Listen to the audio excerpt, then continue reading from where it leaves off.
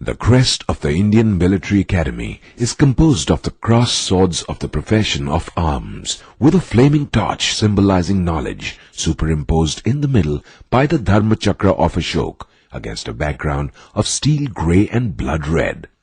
The scroll bears the inscription Veerta aur Vivek, meaning valor and wisdom. Many years ago, when I was a brigade major in high altitude, two of us, the company commander and myself, had walked ahead and we were sitting down to a cup of tea. He asked me a question. He said, "Mao, what is the limit of an Indian soldier?" I was fresh out of staff college, so I gave him all the usual staff answers of loads, distances, and measured toughness. He kept shaking his head till I asked him. I said, "Purushottam, why don't you tell me?" And he said, "Mao, the limit of an Indian soldier is the limit of his officer." Now that is true.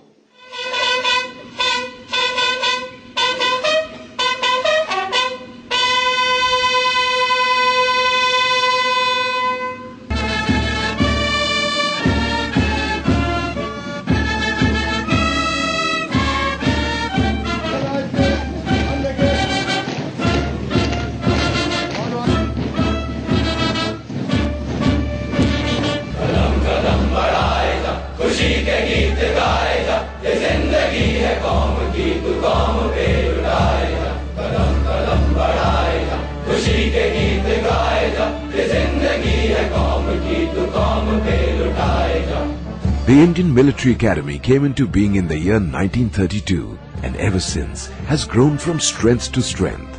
The first batch that passed out 2 years later had a total of 40 gentlemen cadets. Since then, over 43,000 GCs have passed out from this academy.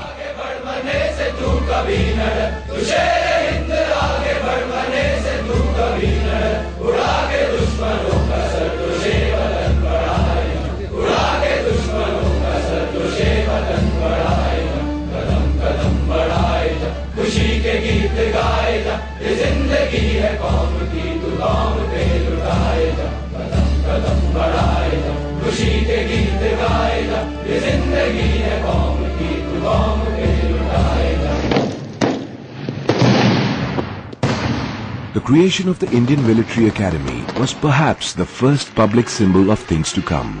An independent India with an independent army, officered and led by young men who were the sons of the soil. Here, they were to be tried by fire and honed to a sharp edge.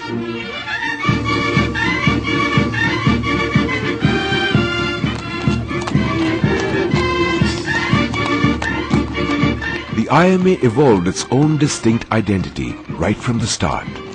Through its portals passed the leadership of the Indian Army, generation after generation, carving a niche for themselves on whose shoulders contemporary Indian history came to rest.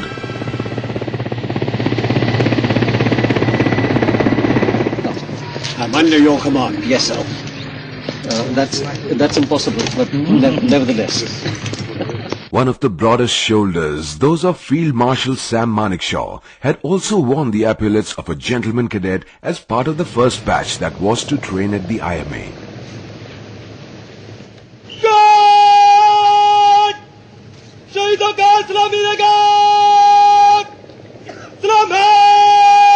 70 years to the day, Manekshaw had heard Sir Philip Chetwood's immortal words. The safety, honor and welfare of your country come first, always and every time. The honor, welfare and comfort of the men you command come next. Your own ease, comfort and safety come last, always and every time. In the early years of the academy, the training was designed to produce the British concept of an officer, complete not only with required technical standards but also with the social shibboleths that governed the British Indian Army.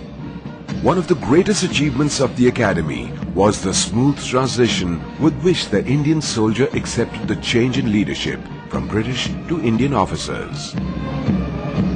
In the half-century since, Battle honors span 5 wars and countless other operations across the subcontinent. Linking them all is the golden thread of the Academy.